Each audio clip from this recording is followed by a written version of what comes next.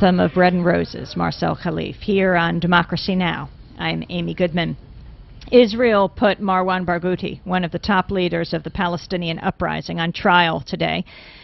They say over the killings of scores of Israelis in a revolt which the handcuffed prisoner vowed would be victorious. A defiant Barghouti shouted in Hebrew at reporters who packed a Tel Aviv district courtroom, as well as in English at the start of Israel's first civilian trial of a major player in the nearly two-year-old uprising for independence. He said, "The Intifada will win." Israel was expected to use the proceedings against the charismatic leader of Yasser Arafat's Fatah faction in the West Bank as a showcase for allegations that groups linked to the Palestinian president are tainted by terrorism. Barghouti said he is innocent, and that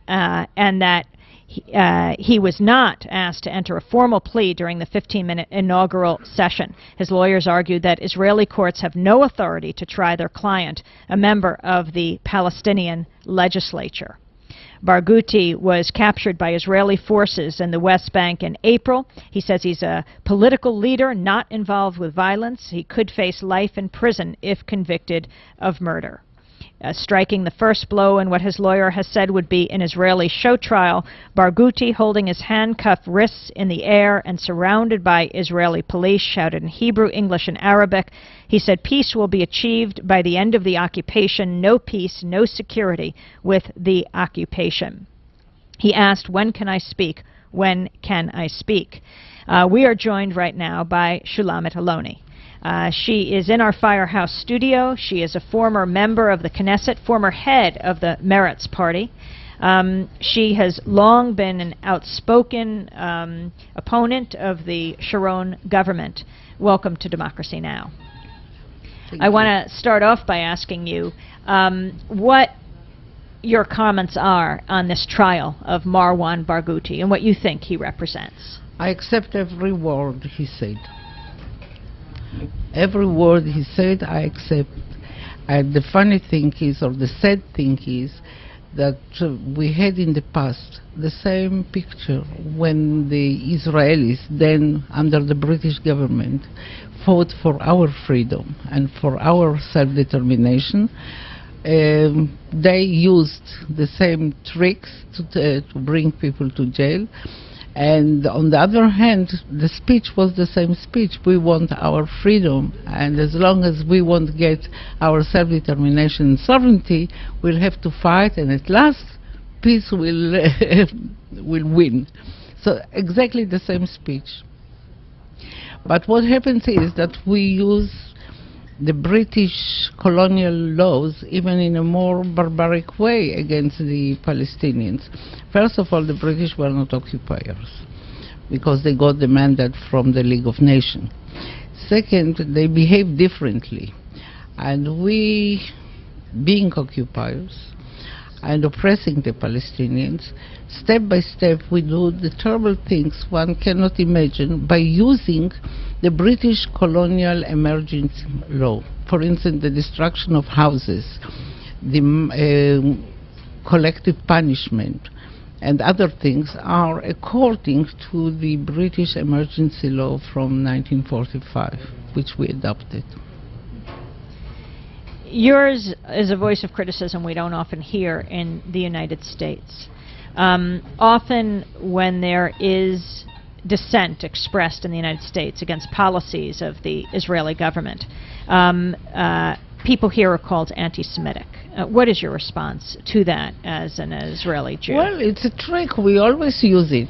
When from Europe somebody is criticizing Israel, then we bring up the Holocaust. When in this country people are criticizing Israel, then there are anti-Semitic. And the organization is strong and has a lot of money, and the ties between Israel and the American Jewish establishment are very strong, and they are strong in this country. As you know, they have power, which it's okay. They are talented people, and they have power, money, and media, and other things. And their attitude is Israel, my country, right or wrong, the identification. And they are not ready to hear criticism, and it's very easy to blame people who criticize certain acts of the Israeli government as anti-Semitic, and to bring up the Holocaust and the suffering of the Jewish people, and that justify everything we do to the Palestinians. How powerful are groups like the American Israel Political Affairs Committee, AIPAC, the presidents of major Jewish organizations in the United States? That's another major establishment Jewish organization. How powerful are they in determining policy in Israel? They are powerful because they serve the right wing of Israeli policy, and because they are backed strongly by the government of the United States. If your administration wouldn't, and not only administration but the Congress as well, wouldn't back those two organizations, then they wouldn't be as strong as they are, because they don't represent the majority of the Jewish people in this country. There are many who say, not in my name, not in my name. What you are doing, what you are saying, it's not in my way, my name. But they are not organized. They don't have the money, they don't have the power. They were not accepted by the American establishment, political establishment, and that's why you hear mainly their voice, and their voice is very strong.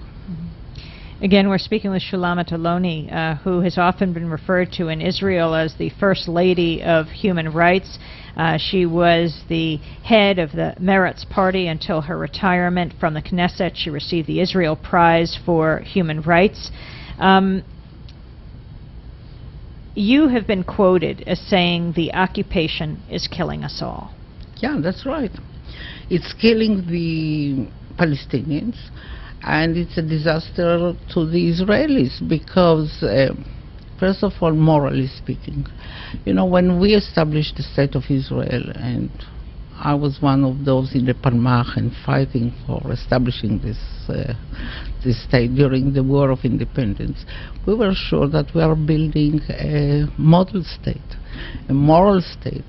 So when we were weak, we used to speak so highly of the Jewish values. And your people here also speak so highly of the Jewish values. And the Jewish values don't include discrimination against the other, and the kind of oppressing the other, and to take away their rights.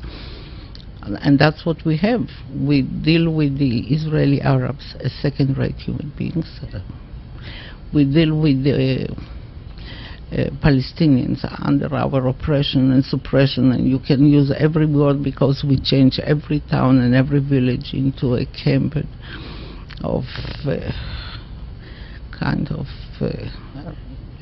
camp. I don't want to use the words because it might remind, you know, different other camps, but people cannot go out. And you have curfew there, and they cannot go to work, they cannot get to a hospital, they cannot go to schools, they are hungry, they have to stay at home, they don't have air conditioning, sometimes they don't have electricity, they are short of drinking water, not of water, of drinking water, while they see the settlers next to them having the swimming pools, having the lawns, in their land, on their land. So we have a real problem. It's killing us morally, and it's killing us economically as well. Because in Israel we have a tremendous big number of unemployment, of poverty, of backward people, education, low education in the developing places, the townlets in the north and in the south, and the money goes to the settlers because they get free land. The government gives them a tremendous amount of money. Sharon was the person before he became the prime minister. He was a minister of agriculture, minister of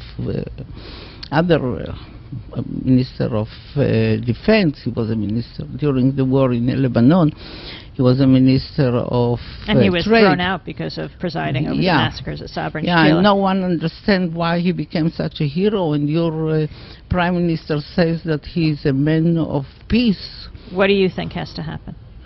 What has to happen? If there won't be, why I say that I agree with every word was said by Burgodi, because as long as the occupation is there, there won't be peace. As long as the occupation is there, they will fight. And I don't believe that Sharon and his people and the zealots can deport 3 million people or to make them slaves, as some of them suggested. And unfortunately, your government didn't prepare its homework, and many things they don't know. As the minister or the secretary of defense in your country say that the occupation is not occupation. There was a war, so we have the right to take their land, their property, the land. He should have read the international laws and the conventions which say that you cannot by power annex land or put settlements there. And we have 10 seconds. You have 10 seconds. The only thing is, when your government will understand that the only backing they have to give to the conflict in Israel is to stop the occupation, to stop the settlers, to tell Mr. Sharon to stop the crimes against humanity and against human individuals, and to stop taking away citizenship from people, which is a criminal thing to do. Shulamit Aloni. And there are more of this. I want to thank you very much for being with us, former head of the Meretz Party, former member of the Israeli Knesset. That does it for the program Democracy Now!, produced by Chris Abrams, Miranda Kennedy, Jeremy Scahill, Dexter X. Special thanks to Rosalie Hoffman. I'm Amy Goodman. Thanks for listening. Okay.